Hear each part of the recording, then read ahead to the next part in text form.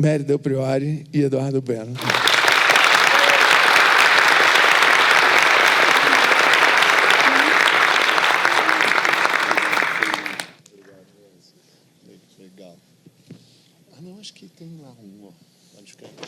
Muito obrigada, a presença de todos. Grande prazer. Uma iniciativa da Sextante também, que permite aos autores conversar com os seus leitores. Eu acho que o Eduardo está de acordo. Eu vou só falar essas palavrinhas, porque depois ele vai ficar falando durante uma hora. Assim, não. Pelo menos eu faço a minha parte. Só lembrar que, para todos nós que escrevemos, a gente sabe perfeitamente que é aquilo que nós fazemos, o escritor, o livro e o leitor. Quer dizer, não há possibilidade de vocês não estarem presentes em cada linha que a gente escreve, em cada tema que a gente escolhe. Então, de coração, muito obrigada pela presença. Com a palavra, Eduardo Bueno. Olha, é praxe qualquer convidado dizer que está muito feliz de estar presente num evento que nem esse. Mas, no meu caso, é extremamente verdadeiro por 3 motivos. Primeiro, está do lado da dama, Mary Del Priore, que eu venero, adoro, gostava já muito antes de escrever meus livros sobre história, por caminhos que depois você disse que vai contar, né? Meu primeiro livro acabou chegando às mãos dela, foi ela que o avalizou, de certa forma, já que quando a Folha de São Paulo descobriu que eu era jornalista, que tinha escrito o livro sozinho e que nunca ninguém tinha lido aquele livro, ficaram desesperados, resolveram pegar uma historiadora e mandaram para a Mary.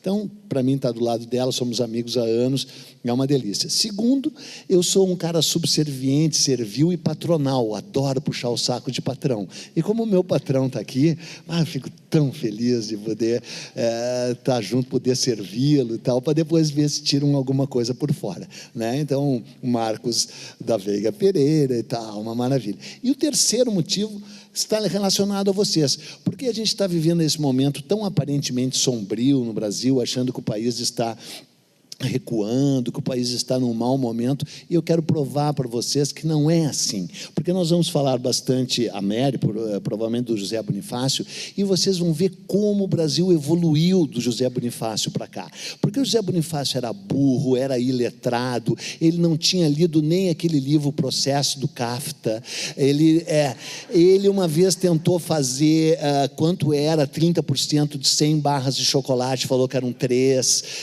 uma vez ele era uma pessoa tão ridícula que uma vez ele apareceu no YouTube girando um guarda-chuva e cantando uma canção do Gene Kelly.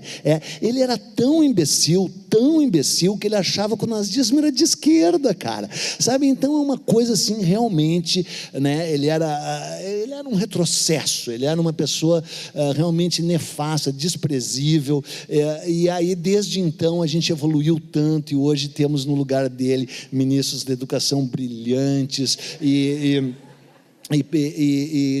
pessoas que ocupam o mesmo cargo que ele ocupou, né, de chancelaria, né, caras geniais, né? Então o país, ao contrário do que vocês acham, evoluiu muito nesses 200 anos. A gente não precisa de pessoas desprezíveis como o José Bonifácio.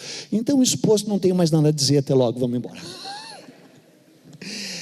Olha, estamos vivendo tempos sombrios, né? Vinha conversando com a Nana, nossa editora aqui, que deve ter um monte de velho aí na plateia, né? Tem, né? Sempre tem velho nesses eventos, né? Assim, eu digo gente de mais de 40 anos, tudo idoso, né? Então, para essas pessoas, o ano 2000 não ia chegar nunca. Lembra? Eu tenho uma outra história pessoal que é um desvio, mas eu estou sempre fazendo desvios. Eu me lembro que eu rezava de joelhos na cama e dizia: Deus, ajude que os meus pais só morram quando eu for velho, quando eu tiver 22 anos. E juro, porque sabe, era 21 mais 1, era assim, não ia chegar nunca, né? E eu pensava, eu vou ter 42 anos no ano 2000. Cara, eu vou estar de cadeira de rodas, imagina que coisa, imagina uma pessoa ter 42 anos, que horror, né? No ano 2000, mas talvez inventem uma tecnologia até lá que a pessoa consiga sobreviver além dos 42 anos. Pois o ano 2000 chegou e nós estamos praticamente em 2020. Se passaram 20 anos desde o ano 2000, e de repente a gente encontra o Brasil em 64, sabe?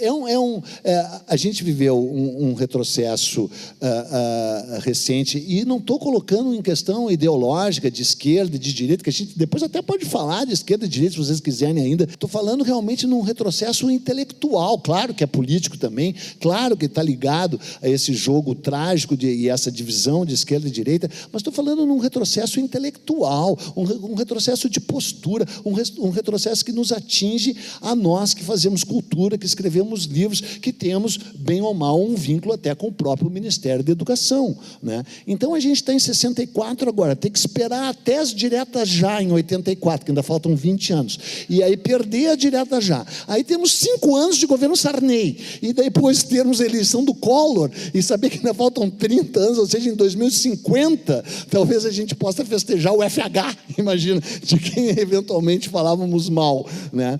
Agora, um país se faz pelas pessoas que vivem neste país, um país se faz com cidadãos, somos todos nós agentes históricos. Por isso que a gente tem que ter a plena consciência de que a história não é meramente uma disciplina que se aprende dentro da sala de aula, porque para a maior parte de nós, qual é a nossa ligação efetiva com a história, com H maiúsculo, ou com I maiúsculo? Não, é com H a história, né? Tá. Eu tenho dificuldades em português. Não, é uma piada, evidentemente, porque quando as pessoas perguntam, você é historiador? Eu respondo, sim, com I maiúsculo, né? Se bem que eu tenho uma outra boa também, tem 3 boas nessa. Uma é o seguinte: as pessoas me perguntam, você é historiador?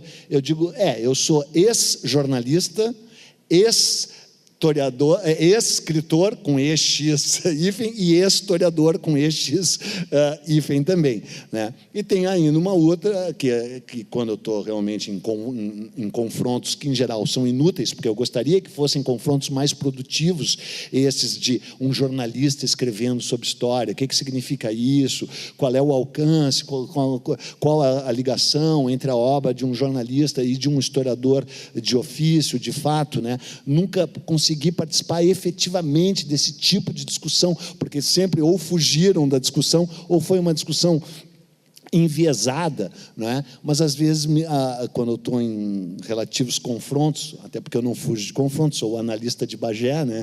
Gosto da terapia do joelhaço, alguém me diz assim, você é historiador? Eu digo, olha, eu não sou, mas não é o que diz o Eric Hobsbawm, porque eu encontrei o Eric Hobsbawm, talvez o maior historiador do século XX, na primeira Flip, ele leu em meia hora o meu livro Viagem de Descobrimento, não precisa mais que meia hora para ler mesmo esse livrinho, e aí deu um autógrafo para mim dizendo From one historian to another.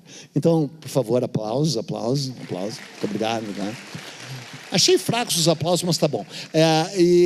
Então, as pessoas, você é historiador? Eu digo, olha, eu não sou, eu digo que não sou, mas não é o que diz o Eric Hobsbawm, que realmente é um touché fenomenal, né? Mas o que eu dizia é que para a maior parte de nós, né, que não tem um vínculo mais estreito com a história é uma disciplina que a gente aprendeu dentro da sala de aula e quando terminou o colegial ou o vestibular, livrou-se dela como nos livramos da tabela de logaritmos, como nos livramos do teorema de Pitágoras, né? Foi uma matéria que para alguns foi um suplício, um tormento, uma sucessão interminável e tediosa de nomes e datas, datas e nomes. Eu estou com uma peça em cartaz, agora no teatro, antes de quebrar o braço, eu estava com ela, e dizia que teve até um amigo meu, um colega meu, que decorou a lista telefônica de Porto Alegre, que tinha vários nomes e vários números, achando que ia bem na escola, mas rodou, né?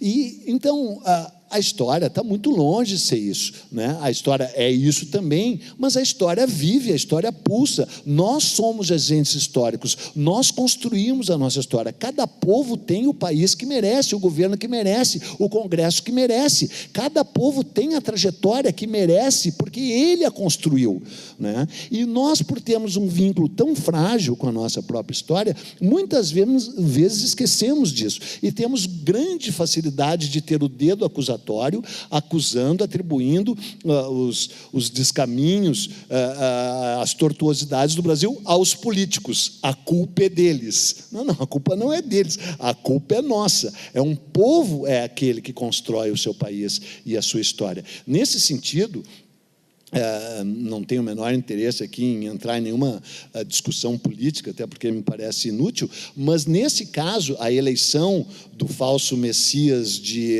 atualmente no poder em Brasília, ela é totalmente genuína. Ela foi democrática, mesmo com os supostos desvãos do Facebook, do Fakebook e do barará.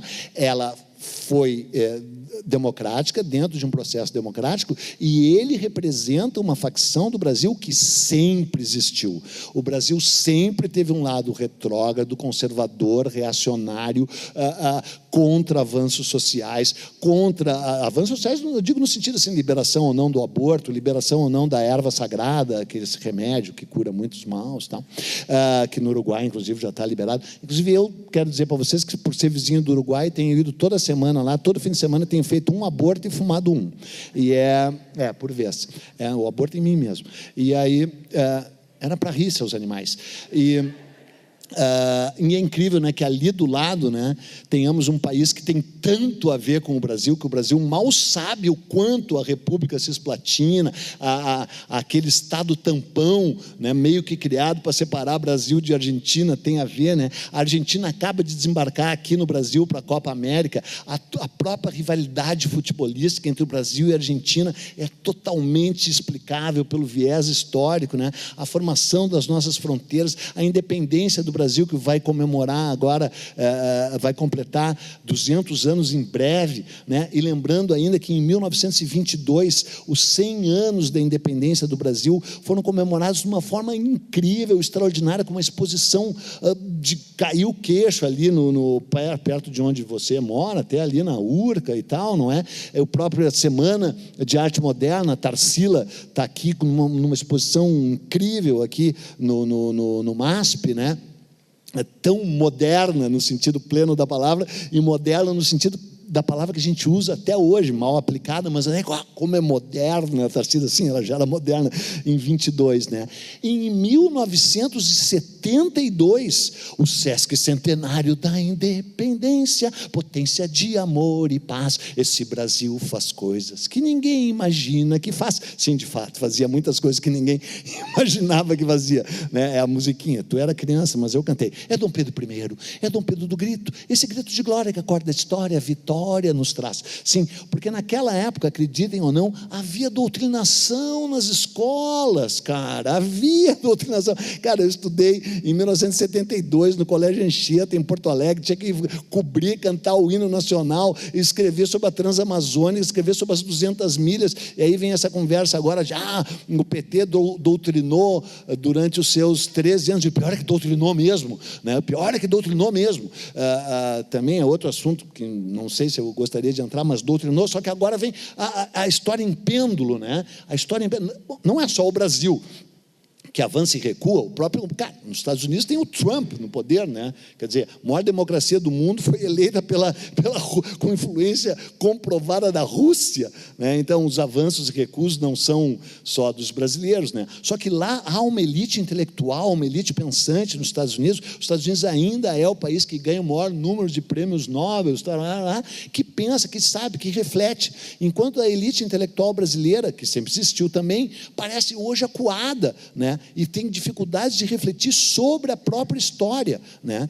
Em 1972, tínhamos o regime militar, e embora tenha sido tão nefasto e retrógrado, as celebrações, mesmo doutrinárias, da independência, resultaram na produção de muitos livros, né? Eles publicaram muita coisa, muitos documentos, muitas publicações, né? Independentemente da mini-copa, né? Eles fizeram uma mini-copa, talvez alguns de vocês mais idosos, como o Marcos, se lembre, o governo militar fez um mini mundial no Brasil e ainda conseguiu articular para que a final fosse Brasil e Portugal. Sensacional, né? A final foi Brasil e Portugal. O Brasil ganhou no final com um gol do Jairzinho aos 43.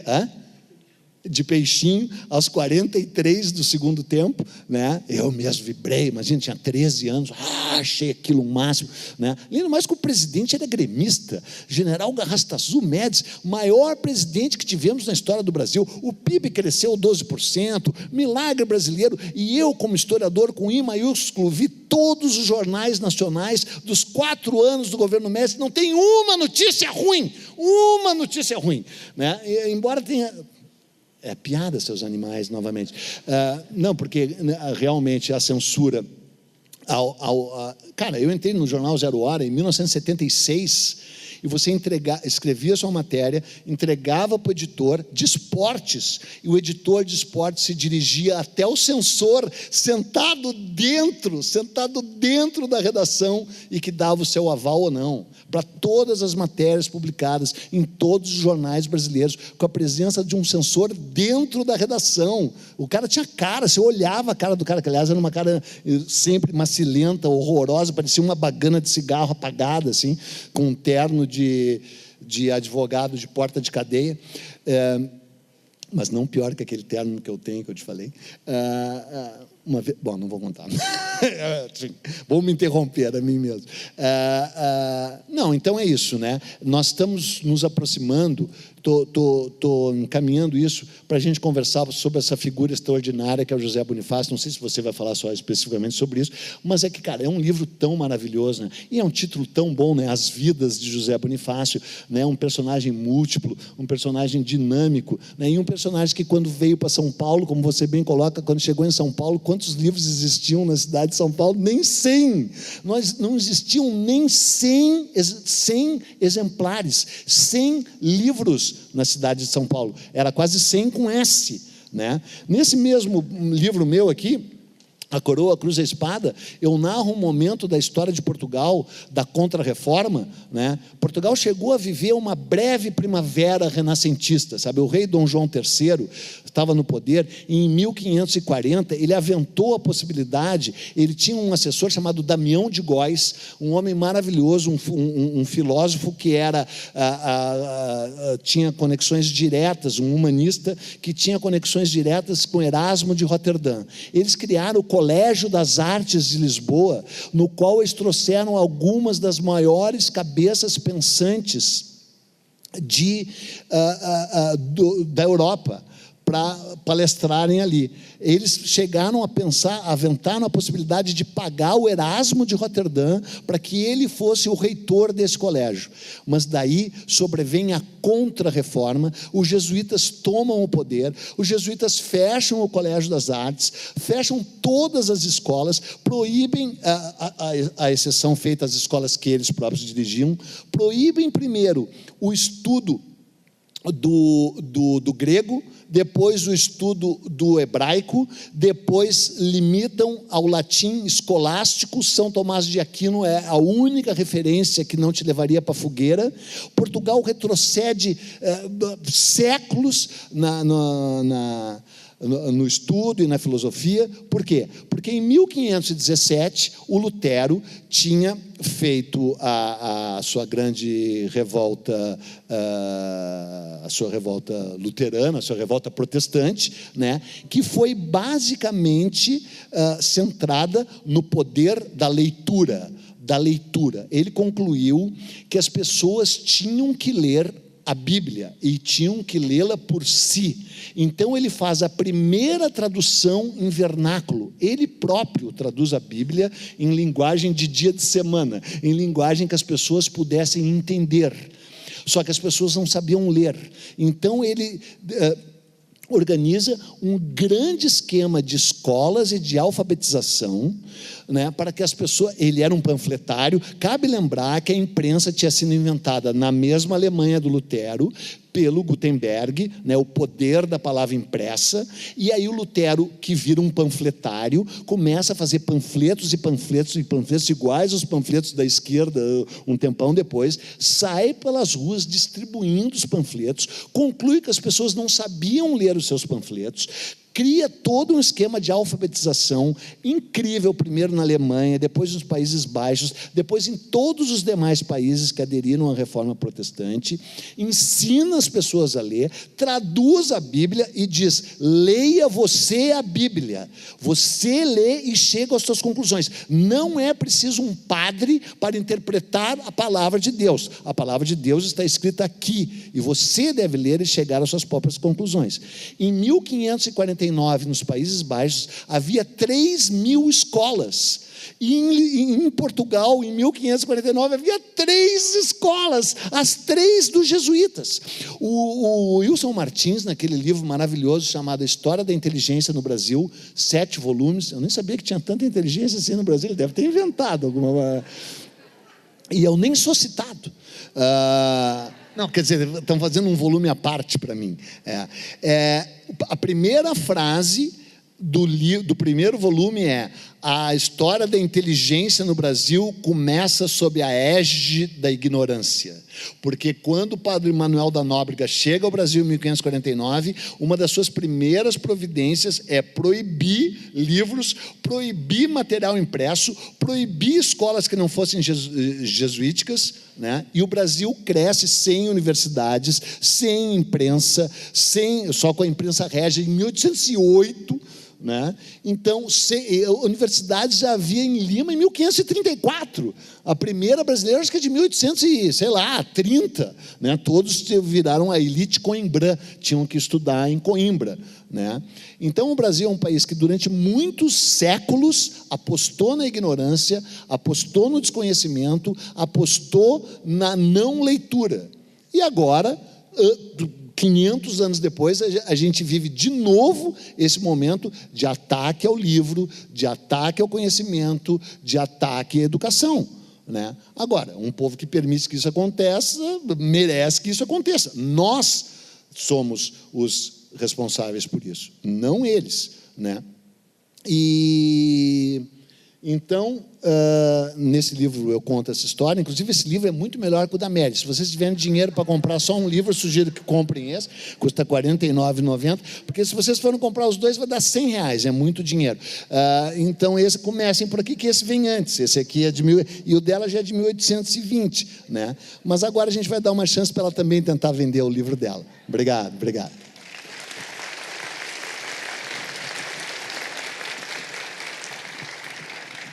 Eu diria que ele escreve melhor do que ele fala. Isso é... Ele é mais convincente ainda quando também, ele escreve. Se fosse pior, ia ser horrível, né? Nós temos uma história simpática. Eu não conhecia o Eduardo, jamais ouvira falar dele. Estava fazendo pós-doc na França e recebi da Folha realmente um material para analisar. Eu não sabia exatamente o que eles queriam fazer. Era uma época dos fascículos. Aliás, era um grande serviço que a imprensa prestava aos leitores. Fascículos de tudo, filosofia, história, enfim. E estávamos ali também perto das comemorações do achamento do Brasil. E chega aquele enorme resma de papel. E eu confesso que eu abri aquilo. É sempre uma chateação quando você está envolvida com pós-graduação, ter que parar para fazer esse tipo de leitura. Mas a hora que eu abri enfim, o volume até o final, eu não consegui parar. E eu vi que eu estava diante de uma grande pena, se vocês podem me permitir aí o jogo de palavras, peninha, porque ele escreve admiravelmente bem. Não tinha ideia de quem se tratava, obviamente, material anônimo, escrevi uma resenha extremamente laudatória, encorajando a publicação, e 2 dias depois recebo um telefonema da Folha para saber se estava tudo certo, se eu tinha mandado, eu tinha recebido. E aí eu perguntei, eu gostaria de saber o nome desse meu colega da USP, que é brilhante, que eu não consegui reconhecer pelo texto. Não é o seu colega da USP, é um jornalista do Rio Grande do Sul. E foi assim que eu tive o meu primeiro contato com o Eduardo, absolutamente navegando, viajando nesse texto dele, que é um convite para a gente conhecer a história. Porque, como ele disse muito bem, e eu concordo, história não é só uma disciplina que a gente aprenda na universidade. Aliás, eu acho que há muito tempo que a universidade deixou também de ser o expoente do conhecimento histórico. Basta dizer que os 2 maiores historiadores vivos e atuantes hoje no Brasil, que são o Alberto Acosta e Silva e o Evaldo Cabral de Mello, são 2 embaixadores aposentados que te recebem de pijama em casa e que estão fazendo aí livros que têm modificado... Pô, que sorte que eles te receberam de pijama, porque a mim receberam pelados. Isso eu não acredito, são muito caretas. Mas, enfim, é só para dizer que eu acho que a praça é de todo mundo. Quer dizer, quem gosta de história, quem entende que história é uma paixão pelas velhas pedras, pelos velhos monumentos, por conhecer a trajetória dos seus ancestrais, por ter curiosidade, quem entende que história é identidade, isso vai, obviamente, muito além dos jardins da universidade, embora, Eduardo e eu saibamos que os trabalhos produzidos, aliás, com enorme competência das nossas faculdades de História, vêm nos ajudando muito. Só para ir um pouquinho além da conversa do Eduardo, eu acho que vale a pena lembrar que, além da falta de livros, professores, só imaginar que Minas Gerais abasteceu Portugal de ouro durante tanto tempo, sem jamais ter criado uma única escola, eu queria lembrar o papel hoje dos professores em sala de aula. Quando normalmente me perguntam quem são os heróis brasileiros, se é Tiradentes, Bonifácio, Dom Pedro, eu digo sempre, são os professores de história que estão em sala de aula, lidando com enorme dificuldade com seus alunos. Recentemente tivemos aqui um episódio dramático, não saberia como adjetivá-lo, aqui em São Paulo, para não dizer vergonhoso, imundo, horrível, de uma sala destruída. Mas é exatamente nessas condições que os professores tentam passar um pouco de conhecimento histórico. E qual é o problema que eles têm? Eles têm dois problemas. Primeiro, eles têm o funil do vestibular, que eu acho uma vergonha. Eu acho, inclusive, que os historiadores deveriam se mobilizar para mudar essa porta muito estreita, que é o vestibular, que inclui a disciplina histórica e que tem muito pouco de interpretação e muito de decoreba, como se estivéssemos ainda nos tempos dos jesuítas em Portugal. E, além disso, a falta de acesso a materiais como esse que o Eduardo produz com tanto brilho e que eu venho na rabeira dele tentando produzir a minha maneira. Eu acho que esse muro invisível da linguagem, e a gente esquece o quanto a linguagem pode ser pouco democrática, uma linguagem hermética numa tese, uma linguagem com muitas citações, uma linguagem que invoque só pensadores estrangeiros, é uma linguagem que afasta o leitor do conhecimento. Então, eu acho que o que vem sendo tentado por um grupo, sobretudo de jornalistas, eu quero lembrar aqui o Rui Castro, que é uma pessoa porque eu tenho maior admiração, o Caldeira, que eu acho um tremendo historiador. Então, existe um grupo de pessoas que está realmente querendo se fazer ouvir e querendo fazer com que os leitores comuns embarquem nessa viagem maravilhosa para o passado, que é a história do Brasil, que é uma história que tem inúmeros atores, não somos só nós aqui os atores da nossa história, mas os atores do passado, eles têm essa peculiaridade de serem extremamente parecidos conosco, porque são atores que viveram dramas de ambição, dramas de paixões não resolvidas, dramas de ressentimentos não curados, dramas de abandono. Então, nós temos esses atores todos que se aproximam muito dos nossos dramas, e eu acho que a biografia histórica ela abre uma janela não só para um cenário do que estava acontecendo lá atrás, enquanto o ator vivia o seu drama, mas também aproxima o leitor dessa peculiaridade, dessa condição humana que é aquela vivida pelo autor que a gente está trabalhando. E o caso do Zé Bonifácio é um caso que ilustra muito bem essa história. Eu confesso a vocês que, quando me debrucei sobre esse personagem, eu tinha duas questões. O Philip Roth diz que a gente nunca escreve bem se não escreve sobre si mesmo. Eu tinha duas questões aí referentes ao nosso José Bonifácio. A primeira delas é como passar 36 anos fora do Brasil, numa época de grandes migrações, numa época em que os brasileiros estão deixando o Brasil, vão enfrentar não só mares nunca antes navegados, mas circunstâncias, às vezes, muito difíceis de trabalho. E como é que é isso? Quer dizer, como é que a gente, que muitas vezes sai daqui achando que é branco, chega lá, vira café com leite. Eu, na Holanda, por exemplo, onde eu vivo parte do ano, sou considerada café olé. Quer dizer, como é que é essa diferença da cor da pele, do fato de que nos consideram verdadeiros selvagens, de que o brasileiro exportou durante muitas décadas puta e traveco, É impressionante você chegar num aeroporto como o de Paris e a polícia está lá na porta, não da alfândega, do avião, para controlar quem está descendo do avião. Esses dramas todos da nossa vira-latice, entre aspas, eu diria assim, né? Como é que isso pode ter sido vivido no século XVIII? O cara foi para lá, passou 36 anos lá, supostamente viajou pela Europa, supostamente aprendeu línguas, né? E depois vive num ressentimento profundo, considerando os portugueses os piores dos indivíduos sobre a face da terra, considerando os brasileiros os indivíduos mais atrasados da face da terra. Como é que se lida com isso? Essa era uma questão que eu tinha. A outra questão que eu tinha, que eu acho que é extremamente atual, sobretudo diante do cenário do envelhecimento do nosso Congresso, era como é que se envelhece no poder. Eu que tinha muita curiosidade de saber como é que um político que deteve tanto poder, depois é lentamente esquecido, nunca mais é reconhecido, pode sair na rua, né, sem ser identificado, a sua voz não é mais ouvida, ele não deixa herdeiros, né? Então, essa era uma outra questão que me interpelava, tanto mais quanto a gente vê que o Fernando Henrique não sai dos jornais repetindo platitudes. Falei, bom, está aí 2 temas que podem me interessar. E fui atrás do Bonifácio. Fui viajar com o Bonifácio. A primeira descoberta é que ele não chamava José Bonifácio, chamava José Antônio. Ele muda de nome aos 14 anos, quando ele vem estudar aqui em São Paulo. Uma outra descoberta importante é que sempre se lhe atribuiu uma família de fidalgos portugueses com muito dinheiro em Santos. Ora, Santos era um vilarejo pesqueiro com muito pouca atividade econômica, inclusive era uma mera passagem para São Paulo de Piratininga, que começava a bombar já no final do século XVIII. A riqueza desse estado, do que foi a capitania, depois a província, vem realmente de muito tempo atrás. Então, é esse percurso desse menino de uma família absolutamente decadente e muito mal vista, identificada como uma família de gente violenta. O pai dele, inclusive, não tem um determinado título outorgado porque ele comete faltas que o pudor cala, dizem os documentos de época. Ou seja, ele teria cometido tamanha barbárie, né, que não se ousava descrever que barbáries eram essas. Então, ele tem uma trajetória e aí ele fica num limbo. Sabemos que ele vem para São Paulo, diferentemente do que contavam os biógrafos, o Eduardo gentilmente mencionou, aqui ele não vai encontrar escolas, não vai encontrar bibliotecas, então ele está longe de ter a formação intelectual que lhe atribuem. Depois ele vai para o Rio de Janeiro, onde ele provavelmente foi recebido na casa de algum amigo, alguma relação familiar. Havia muitos comerciantes portugueses instalados no Rio, ele muito provavelmente fez ali alguma iniciação, né, como caixeiro, ou coisa que o vale.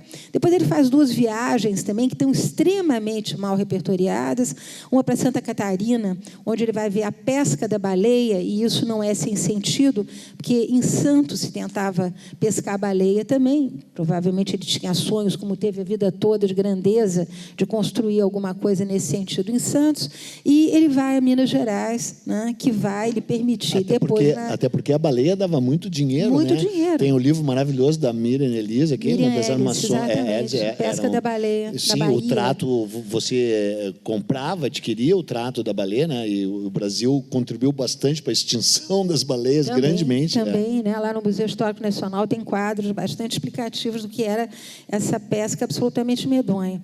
E aí ele vai, como vai parte da elite brasileira, para Coimbra. A gente imagina sempre que as pessoas vão com uma malinha cheia de dinheiro, patacas, e que vão viver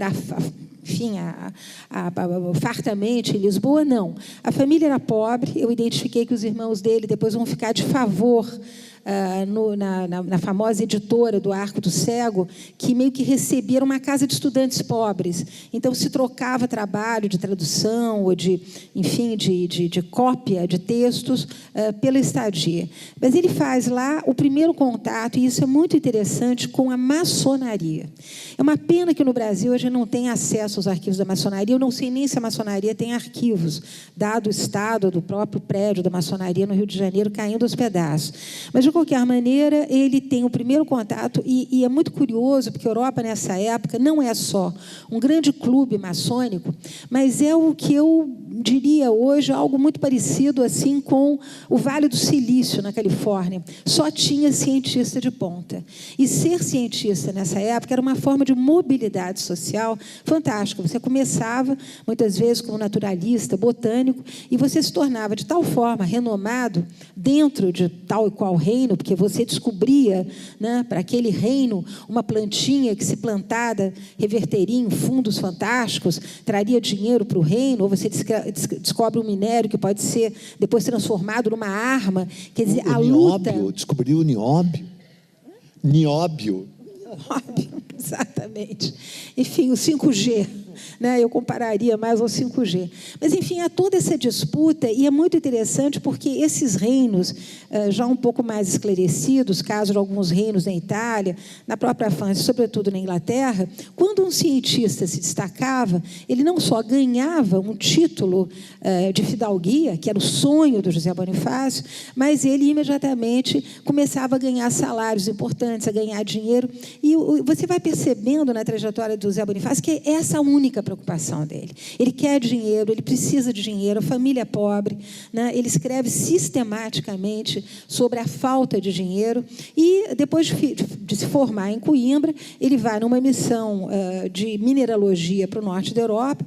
Lembra vocês, uma Europa em guerra, todo mundo atrás de chumbo e ferro para armas, e ele, então, vai da França depois para o norte da Europa. E, mais uma vez, essa figura cantada em prosa e verso pelos biógrafos, uma passagem absolutamente luminar pelas universidades francesas, é tudo uma piada, porque os caras esqueceram de estudar onde é que estavam os professores do José Bonifácio nesse momento. Um deles estava com a cabeça na guilhotina e a perdeu, né? E os outros estavam envolvidos com questões da Revolução Francesa, ou eram deputados, ou estavam envolvidos com querelas dentro, enfim, do próprio processo da Revolução, que não acabou em um ano. Então, ele chega em Paris, é interessante que as anotações dele dizem respeito assim a fui comprar uma peruca, fui comprar um chapéu, fui comprar flores na loja de Madame tal, né? Frequentei o bordel, gastei tanto, não à toa, frequentou muito, ele deixou 2 filhas bastardas em Paris, a gente vai descobrir isso mais à frente. Mas, curiosamente, eu que tinha lido muito as memórias do século XVIII, e para quem gosta de ler, enfim, história, os memorialistas franceses, ingleses, são fantásticos, os caras não perdem nada, descrevem, enfim, a vida palaciana, a vida das cidades, os seus contatos políticos. As anotações do José Bonifácio são as mais cheias de platitudes possíveis, né?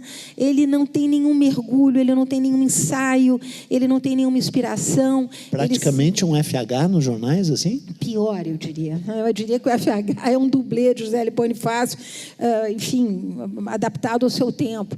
Mas a verdade é que eu fui me decepcionando lentamente com aquele personagem e, ao mesmo tempo, vivendo com ele isso que daria um livro, que é a história do ressentimento, né? As pessoas que sofrem de falta de reserva de sucesso, e era o caso do José Bonifácio, elas sofrem horrivelmente. E nas cartas dele, tudo isso vai ficando muito claro, né? A maneira como ele se queixa, as lamúrias, as lamentações, os pedidos não atendidos. E a gente percebe que o José Bonifácio ele simplesmente passeou durante 10 anos pela Europa como um reles mineiro, um técnico de mineralogia, sem nenhum contato outro que não, né, o de funcionários portugueses, dos consulados. Foi amigo do Humboldt. Impossível. O Humboldt, nessa época, era uma estrela em ascensão, não teria 1 minuto de paciência para conversar com o Zé Bonifácio, que eu descobri depois, era o meu papo com o Jorge Caldeira, há 11 línguas. Eu falei, olha, só se foi aquela do Espírito Santo, né? Porque ele falava língua do P, língua do P. Do P, provavelmente. As poesias dele em francês, que era a língua diplomática da época, são de chorar, né, com os erros gramaticais. Então, realmente, você vai percebendo, você vai desnudando o personagem, caminhando com ele, né, até vê-lo num eclipse, eu diria, realmente, uma espécie de outono da vida, ele já com 56 anos em Portugal, sempre escrevendo e pedindo mais empregos, e pedindo mais colocações, e recebendo sempre colocações muito michurucas. Vai ser Lente da Universidade de Coimbra. Gente, Lente era o leitor. A mesma coisa que eu abrir aqui essa revista e ler para vocês alguma coisa. Lente é isso. Ele tinha 3 alunos de mineralogia, ele não consegue botar o curso de pé. Primeiro, porque os alunos não estão preparados. Segundo, porque a universidade não tem aparelhamento próprio para se estudar mineralogia. Então, a gente vai vendo esse acúmulo de frustrações, isso tudo vai aparecendo, muito interessante, até que ele vem para cá. Ainda tem tempo, eu não sei, a gente fala tanto, tem. Ele vem para o Brasil. Finalmente, depois de muitos pedidos, né, consegue empacotar botar os livros, a coleção de pedras dele. O irmão paga a mudança, porque ele não tem um tostão furado. Ele vem com a mulher, deixa a filha mais velha casada lá, traz a filha bastarda, né, com ele e a outra filha do casamento, e vem para o Brasil. Mas, enquanto isso, o Brasil estava pegando fogo. É interessante como o Zé Bonifácio sai de um continente sereno, morno, e vai para uma Europa em chamas e volta de uma Europa pacificada para um continente em chamas. E aqui muita coisa tinha acontecido. Talvez a mais interessante dela tenha sido a Revolução de 1817, na Bahia, da qual Antônio Carlos, que era uma figura feroz, ele era conhecido, aliás, na imprensa como o cão feroz, um indivíduo quase que hidrófobo, ele mata um dos seus desafetos com uma punhalada no coração, vociferava muito, gritava muito. É interessante as comparações que são feitas, né, desse espécie de caráter maquiavélico do Antônio Carlos, com uma extrema ferocidade verbal. Ele havia participado através da maçonaria, porque a maçonaria é o pano de fundo de tudo isso.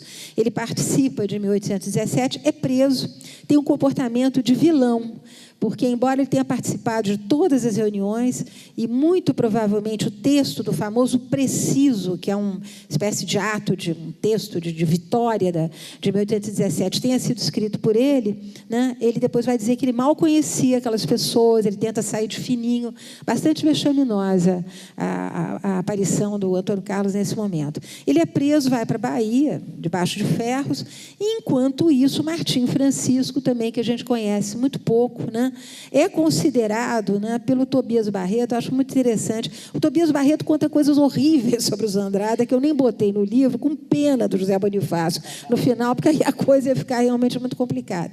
Mas ele é uma figura viperina, né, serpentina, sempre aprontando. E o que acontece? Em busca dessa honra perdida da família Andrada, lá em Santos, ele também em busca de mobilidade social, todo mundo se queixando de falta de dinheiro o tempo todo, ele havia conseguido um cargo de mineralogista nas minas de São Paulo, a gente sabe que a única mina era de Sorocaba, e aí o que ele faz? Já a par das ideias liberais, envolvido com a maçonaria, em busca de uma autonomia maior para o Brasil, ninguém falava em independência, ninguém queria ficar independente de Portugal, ele começa a conceber um plano de domínio político de Santos sobre São Paulo de Piratininga, que, como eu disse a vocês, está crescendo a olhos vistos. Então, ele percorre, na qualidade de mineralogista, as cidades à volta de São Paulo, Sorocaba, Porto Feliz e outras cidades, e vai amarrando os contatos políticos. Isso é muito interessante. Essa costura, né, política à volta de São Paulo, com apoios para depor o poder, o governador-geral de São Paulo, que lhe tratava a família dos Andrada. Eu digo a vocês que eu nem conhecia essa palavra antes, né? O governador os considera delinquentes, tamanhos as barbaridades que eles eram capazes de perpetrar. Eles estão conspirando, então, para tirar o poder dos governadores e, de alguma maneira, tomar o poder. E é quando o Zé Bonifácio chega. Eles vão se valer da figura do Zé Bonifácio justamente para tentar retomar o poder em São Paulo. A coisa vai muito mal, né? Embora, quando tenha sido dada aquela ordem, né, de que de capitania se passava a províncias, que era preciso se eleger um presidente e um vice-presidente de província. Eles conseguem eleger o Zé Bonifácio e o mandam, né, ao lado de um representante do antigo regime mais legítimo, porque o Zé Bonifácio é super esperto. A gente vê como ele já trama as coisas nesse momento. Em vez de botar um antagonista, né, de Portugal, bota um homem de Portugal ali para ser o presidente, ele vai secundar e ele acaba vindo para o Rio de Janeiro, e aí a outra parte da história, mas eu acho que a gente tem pouco tempo, é melhor abrir para as perguntas. Ok, obrigada. Primeira pergunta aqui, a história de hoje do Brasil aprendeu alguma coisa com o passado? História atual? Quem responde é a América, a historiadora. Você é historiador, claro. Mas sabe muito bem. Vai, fala. Se a história do Brasil aprendeu alguma coisa... Essa história de hoje do Brasil teve algum aprendizado do passado? A gente está aprendendo ou desaprendendo? Qual a história É porque tem a história oficial, né? A história oficial, a história oficiosa, que são diferentes, e a história do povo brasileiro. Né? A história do povo brasileiro, como o Jorge Caldeira mostrou tão extraordinariamente bem naquela história da riqueza no Brasil, né? Uma história que a gente nunca percebeu de quanto o brasileiro... Eu meio que odeio essa palavra, preciso dizer, empreendedor, né? O que ela virou. Mas como é empreendedor, agora falando com a palavra boa, legal, o povo brasileiro desde o início. Né? Há pouco quiseram me contratar para fazer uma coisa sobre o jeitinho brasileiro do lado do positivo. Mas o jeitinho brasileiro tem um lado que sempre foi positivo. Né? A civilização brasileira é plástica, né? Se amoldou, é uma fusão, é uma mistura, é um país de mistura, de fusão, de criatividade intensa, popular, genuína, autêntica, né? E que de alguma forma não se refletiu exatamente no poder, embora também tenha se refletido, porque você vê de que jeito que o próprio Bonifácio foi capaz dessas amarrações. Né? O problema é que também sempre foi um país exclusivista. Né? Você vê ali no início do teu livro como eram as únicas chances efetivas de ascensão social no Brasil, né? E como elas eram monopolizadas por uma elite dominante que sempre tratou de excluir os outros, nem que fosse também pela falta de educação. Né? O Brasil sempre teve um núcleo, um cerne do poder que nunca quis dividir nem o poder, nem o dinheiro, nem o conhecimento com o resto. E sempre teve ao redor dele um povo dinâmico, intenso, criativo, né? E que sempre lutou contra mazelas. Né? Então tem um lado que a história tal e qual ocorre nas ruas, sim, aprendeu com o passado, mas a história canônica, a história engessada na estrutura de poder, não. Eu diria que confluem os dois tempos. O Hélio Jaguaribe tem uma tese muito interessante em que ele diz que o Brasil ele avança em duas velocidades. Ele é capaz, sim, de avançar através, enfim, e nós temos aí o resultado, né? Temos uma excelente indústria aeronáutica, temos uma série de startups hoje aqui no Brasil fantásticas que justamente consolidam essa tese do Caldeira, mas nós temos também um tempo histórico que não é nenhuma novidade. Quer dizer, quando as pessoas hoje se surpreendem do Brasil ser um misto de ingenuidade com conservadorismo, e eu diria falta de formação cidadã, como você muito bem disse, isso vem de há muito tempo. Então, é esse caminhar de tempos entrelaçados, onde se avança e se recua, que é disso que é feita a nossa história, eu acho. Mary, por que as vidas de José Bonifácio, no plural, algum outro mereceria esse mesmo título? É que ele era espírita. Não, ele não era espírita, não, mas, ao contrário, maçom. Ele era ateu. Né? Se dizia, né? Mas eu não sei se era possível ser ateu, a tese do Lucien Febvre, né? No passado, se era possível ser completamente ateu. Mas as vidas, porque ele vive várias vidas. Ele vive uma vida de profundo ressentimento até vir para o Brasil. Depois ele vive 1 ano e meio de sucesso, despotismo, autoritarismo, violência. Zé Bonifácio mandava bater de pau nos seus inimigos. Ele vivia no que eu chamo de sofria de conspiracionite. Ele estava sempre conspirando. Quando Dom Pedro, logo depois que ele é feito ministro das Relações Exteriores, vai para Minas tentar convencer os mineiros da independência, ele manda cartas para o Dom Pedro dizendo: olha, aqui o pessoal que você botou no ministério junto comigo, está todo mundo conspirando contra você. Quer dizer, o tempo todo, né, ele fica costurando essa sensação de insegurança, de conspiração, de facada nas costas. Então, ali ele é dono do poder durante esse 1 ano e meio que ele está no poder. Depois ele passa um exílio que é de chorar de triste, em que ele amaldiçoa Dom Pedro, chama Dom Pedro de Pedro Malas Artes, xinga Dom Pedro de todos os nomes, e depois ele volta para o Brasil 6 anos depois e é feito tutor dos meninos. E alguém uma vez me perguntou, mas o que ele ensinou para as crianças? Eu digo sempre, palavrões, né? Porque ele era detestado no palácio, porque ele dizia palavrão na frente das crianças o tempo todo. Mas, enfim, são vidas nesse sentido. E não, e só um pequeno parênteses, o teu livro e tudo, quem estuda a independência, né? Porque hoje a gente tem esse ambiente de tanta violência repugnante, tem esse ambiente tão nefasto, tão doentio das redes sociais, né? Dessas ofensas permanentes nas redes sociais, mas quem estuda a história da imprensa no Brasil e o relacionamento pré-independência, durante a independência e pós-independência da imprensa brasileira, é inacreditável as ofensas, é impressionante, e como o Bonifácio participou disso, o próprio Dom Pedro I pode ser chamado de jornalista, Isabel Lustosa, até o Hélio Viana, antes dela, tem aquele livro Dom Pedro Jornalista, a Isabel tem um livro Insultos Impressos, né? O Dom Pedro I escrevia, antes de ser Dom Pedro I e depois de ser Dom Pedro I, escrevia muito nos jornais, com muita violência verbal, com muitas acusações, o Bonifácio também, e aqui em São Paulo vivemos o episódio inacreditável do Líbero Badaró, né? Que era um jornalista de oposição que foi assassinado na rua Líbero Badaró e que resultou, de certa forma, até na própria abdicação do Dom Pedro, né? Eduardo, como era o Eduardo adolescente? Como você se relacionava com a história? Antes ou depois da erva mate? Alguém já falou aqui na plateia, eu não sei, que veio daqui. Antes ou depois de eu assim. tomar chimarrão? Não, sempre, a minha relação com a história sempre foi muito intensa, muito profunda, e de início foi uma, tipo, válvula de escape, assim, sabe? Eu nasci em Porto Alegre, lá numa família mais remediada que a do José Bonifácio, embora meu pai tenha dito, o dinheiro é todo meu, perderei todo ele, como de fato perdeu, e vou viver mais do que o tempo que levarei para perder, e vocês vão ter que me sustentar nos últimos 5 anos da minha vida, e foi exatamente, era um profeta esse velho filho da puta, e aí, e ainda descobri que comeu a minha mãe, vocês acreditam? Meu pai comeu a minha mãe, e foi assim que eu nasci, foi horrível, eu não sabia até há pouco tempo, até ele me contar como é que tinha sido.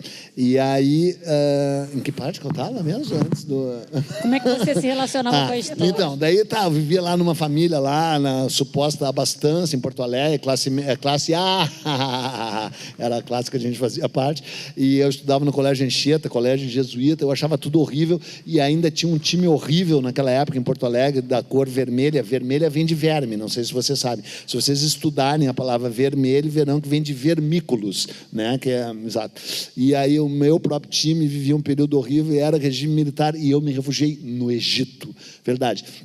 Eu, com 8, 9 anos de idade, comecei a ler obsessivamente sobre o Egito, comecei com o rei menino Tutankhamon, logo fui para o Akhenaton, né, que é o Amenófis IV, que virou Akhenaton, lá. Entrei nessa viagem, uma coisa inacreditável, com 8, 9, 10 anos de idade, e aí vivi o tempo inteiro no meu quarto, só lendo sobre o Egito, e aí vinha o boletim, e as notas eram péssimas, e o meu pai e minha mãe concluíram que era um débil mental a criança, porque todos os outros tinham notas péssimas, porque passavam o tempo inteiro na rua, com estilingue, tomando banho, jogando futebol. Eu fazia tudo mal, e passava o tempo inteiro no quarto, e diziam, que criança legal, inteligente, e aí vinham as notas, eram péssimas, eu dizia, o cara é um idiota. Aí entrar no meu quarto era uma cripta, era tudo assim, Egito, aí eles me internaram. E aí eu fiquei não me internaram.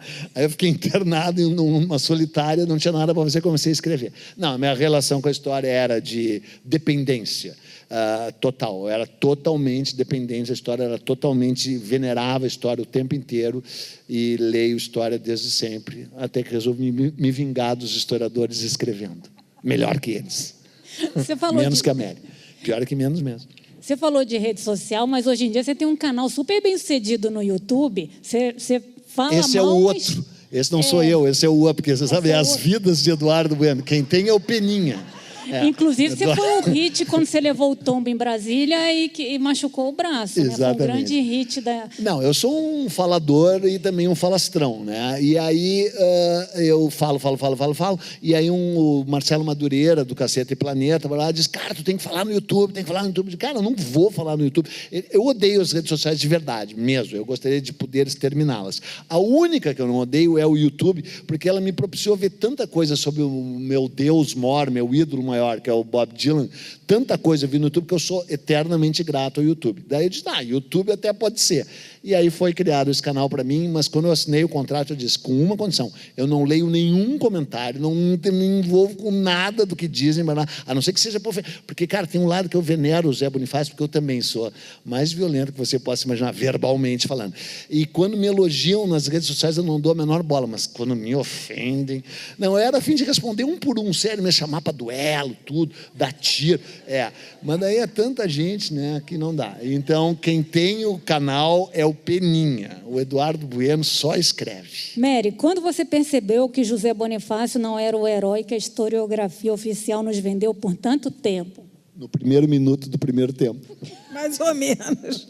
Não, essas cartas já são cartas muito ressentidas, a gente percebe que há algum problema. Mas quando ele resolve fundar um jornal chamado Tamoio, para se autoproclamar, enfim, o grande mentor da independência, ali é complicado, porque os personagens da independência nós conhecemos muito mal. É um período que realmente a gente estuda com preguiça, porque tem muito nome, muita coisa, e a gente, então, se afasta. Mas são absolutamente figuras absolutamente geniais, né? Sei lá, Montezuma, Cipriano Barata, Feijó, grande inimigo dele, o Zé Clemente Pereira, uma figura notável, o grande antagonista dele, que faz realmente a independência, me deu um branco agora. Quem é mesmo, hein? Cara, da maçonaria vermelha, alguém lembra aqui? É o Zé Clemente, ele... Ledo, exatamente. Ledo é uma figura absolutamente fascinante, e são homens da mesma envergadura do que ele. A gente fica achando que só o Zé Bonifácio estudou em Coimbra, só ele era inteligente. Não, são pessoas de uma grande envergadura intelectual. E nesse sentido, só um parênteses, pela vergonha de não ter lembrado do Ledo, o outro serviço que o Jorge Caldeira prestou ao Brasil, incrível, é aquela coleção Formadores do Brasil, né? No qual ele resgata os caras que são verdadeiros formadores do Brasil, como o Clemente Pereira, como o Gonçalves Ledo, que a gente ignora assim, Cipriano Barata, que dizia que não era possível fazer Constituição. Não, né? Pois é, não, e ele dizia, como fazer uma Constituição sem incluir negros, pardos, mulatos, índios, quer dizer, enquanto as elites estavam pensando na sua Constituição, que acabou que vingando, né? Os próprios textos, Zé Bonifácio, sobre a escravidão, ou mesmo sobre os índios, são textos muito chupados daquilo que havia na época, quer dizer, nada é muito original, mas eu confesso que eu, no final da vida dele, quer dizer, quando eu vou morrer com ele lá em Paquetá, ele com um câncer de estômago horrível e totalmente não reconhecido pelas ruas, dá uma pena tão grande. Quer dizer, o interessante é a gente se aproximar e viver dentro da pele desses personagens é que a gente depois sofre com eles também. Que conselho dariam hoje a um jovem historiador? Se mudar. Não, acho que tem muito o que fazer, gente. Há muito o que fazer. O que eu acho é que nós temos que realmente aproximar a história das pessoas. Há um enorme bloqueio entre aquilo que é feito com tanto cuidado, com tanto rigor nas universidades, e aquilo que é necessidade da sala de aula. Então, eu acho que lição número 1, só seja professor de história se realmente você adorar história, se você conseguir transmitir o que você está estudando, lendo, escrevendo, com um grande amor para os seus alunos. Senão vai fazer uma outra atividade, ou se mudar, como o Eduardo está sugerindo. Mas eu acho que há muito o que fazer no Brasil. Eu encontro muito com professores de áreas muito carentes e longe das grandes capitais conhecidas. Eu vou muito para o Norte, Nordeste, e ali está sendo feito um trabalho ali de formiguinha, olho no olho, o professor segurando o aluno pela mão e o interessando naquelas questões que têm a ver com a sua identidade, com o seu passado. Eu acho que, sobretudo, fugir das camisas de força, né? E, sobretudo, daquelas que são impostas pela universidade, que é escrever sempre de forma muito difícil, porque aí os trabalhos não chegam no leitor, não acha, Eduardo? Não, totalmente. E é o seguinte, o Brasil é uma pauta inesgotável, né? Falamos aqui do Montezuma, falamos do Gonçalves Ledo, falamos do Zé Clemente, né? O padre Diogo Feijó, mas não é só isso. Isso são figuras históricas que a gente tinha a obrigação de conhecer e de resgatar. Mas não é só isso. Eu fui convidado pelo presidente das Platitudes para escrever a história da Caixa Econômica Federal, quando a Caixa ia fazer 140 anos. A Caixa é de 1861. Não existia uma única história da Caixa Econômica Federal. Isso é uma vergonha para os historiadores brasileiros e para a universidade brasileira. E se alguém apresentasse uma tese de mestrado ou de formação cujo título fosse História da Caixa Econômica Federal, provavelmente ia ser desprezado, ser reprovado. Depois eu fui convidado na mesma esteira para escrever a história das loterias no Brasil. E não havia história da loteria esportiva no Brasil. Ninguém tinha escrito a história da loteria esportiva no Brasil e mal tinham escrito a história das loterias. Depois, Paulo e eu, minha mulher, fomos convidados pela Anvisa para escrever a história da propaganda de medicamentos no Brasil, que é uma história fascinante. Aquele desbanho que você fez, maravilhoso. Então, um outro livro pela Kimberly Clark, essa aí, é a história da higiene pessoal no Brasil. Então, tem dois viés. O cara que quer seguir o caminho da história, ele pode ser um professor, e se for professor, ele tem que amar a história, ele tem que transmitir aquele tesão, porque lá no meu canal, né, eu minto que não leio os comentários, mas acabo lendo eventualmente. Então, as pessoas dizem, eu tive um professor que nem você, eu amo história. Daí um cara, porra, eu odiava história porque o meu professor era um filho da puta. Então você vê que a ligação das pessoas com a história é aquela que vem da sala de aula, e se o professor foi legal ou se o professor não foi legal. Então você quer ser professor de história, saiba que é tipo uma vocação para sacristia, para litúrgica, né, para ser quase como querer ser um padre, né, não vai ganhar muito, mas embora talvez alguns até consigam, mas é uma coisa de devoção. Você tem que passar a paixão pela história para os teus alunos. E tem um lado que consegue, vai conseguir passar isso para vários e vai mudar a vida de vários. A outra é que você quer ser historiador, né? Se você quiser ser historiador, o Brasil é uma pauta inesgotável. E além de ser uma pauta inesgotável, dependendo do jeito que você escrever, existe mercado, porque ninguém quer matar o livro, diz que o livro morreu, não sei o quê, aí o livro não morreu, né? Não vai morrer, vai continuar tendo o mercado, talvez nunca mais volte a ser aquele lá que eu vendi 1 milhão de exemplares, depois gastei tudo em farras e coisas com a minha atual mulher. Minha mulher é incrível, ela adora orgias e farras e coisas, e ela consumiu todo o meu dinheiro, sexo, drogas, rock and roll, foi uma loucura, mas a gente aproveitou muito, né? Bem, e essa foi com a outra, não me lembro. Foi com a anterior, desculpe. E aí... é isso. E vamos para a última pergunta aqui. Acho melhor, foi a deixa, né? Mary, podemos afirmar que Bonifácio teve uma grande influência na vida de Dom Pedro II? Se é verdade que o mesmo foi uma espécie de tutor de Dom Pedro II? Não, o Dom Pedro II teve outros tutores, ele ficou pouquíssimo tempo no palácio, tinha grandes antagonistas no palácio, talvez a principal era da dama, que era a aia dos meninos. O palácio que você se refere é esse que vocês botaram agora, fogo aí? Exatamente, foi embora agora, enfim, fumaça. Mas não, ele ficou muito pouco tempo e ele era acusado sistematicamente de usar a posição dele de tutor para fazer política. Como nós estamos encerrando, o que eu estou imaginando, eu só quero, gente, apresentar para vocês, tem aqui hoje um editor que fez a gentileza, enorme generosidade, de me dedicar ao primeiro número dessa revista. Mas ele está aqui. Quer levantar, por favor? É uma revista sobre leitura, escrever. Né? Ele se inspirou numa revista americana, são 2 revistas americanas que existem há mais de 150 anos, onde só se lê sobre livros de história. Então, o Escrever é uma revista para aqueles que gostam de história ou de romance histórico, dedicada aos autores envolvidos com romance histórico, com história, e que merece todo o nosso apoio. Né? Vamos ler as revistas que tratam também dos livros que a gente escreve. Então, parabéns, que o nosso editor aqui. Legal, falou.